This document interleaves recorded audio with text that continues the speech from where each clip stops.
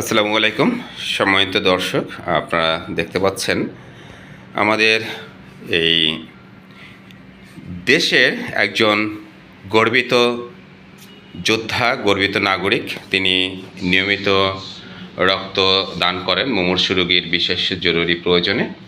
তো আমার এই বন্ধু প্রিয় ভাই শরীফুল ভাই, তিনি সাভার হাইওয়ে সার্জন হিসাবে আছেন। তো শরীফুল ভাইয়ের সাথে একটু কথা বলবো।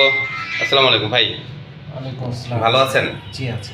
আপনার রক্তের গ্রুপ এ পজিটিভ। আজকে আপনি স্বেচ্ছায় রক্ত দিচ্ছেন। আজকে নিয়ে কততম হচ্ছে?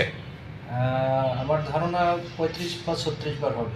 35 কিংবা 36 বার। আলহামদুলিল্লাহ।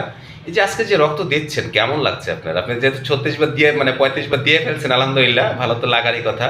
তারপরেও অনেকে রক্ত দিতে ভয় পায় কিংবা অনেকেই অন্যরকম মনে করে, তাদের উদ্দেশ্যে কিছু যদি না, বলতে। আসলে রক্ত দেওয়া তো নিজের জন্য যেমন ভালো, আর একটা ব্যাপার হলো গিয়ে মানুষের কল্যাণে আপনি যখন মন থেকে কোনো কিছু করবেন, তখন আপনার কাছে এই দুনিয়াবি স্বার্থের থেকে এই আপনার এই স্বার্থটা ভালো লাগবে, যেখানে আপনি মনে হচ্ছে যে একটা মুমূর্ষু রোগী অথবা একজনকে হেল্প করলে আপনি মানসিক একটা তৃপ্তি পাবেন। জি, সেই তৃপ্তিটা সারাক্ষণ পাওয়া যায়।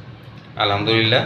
ম্যান ফর ম্যান ফোর্সের পক্ষ থেকে এবং বিশেষ করে আমার ব্যক্তিগত পক্ষ থেকে আপনার প্রতি কৃতজ্ঞতা রইল, ভালোবাসা, দোয়া রইল।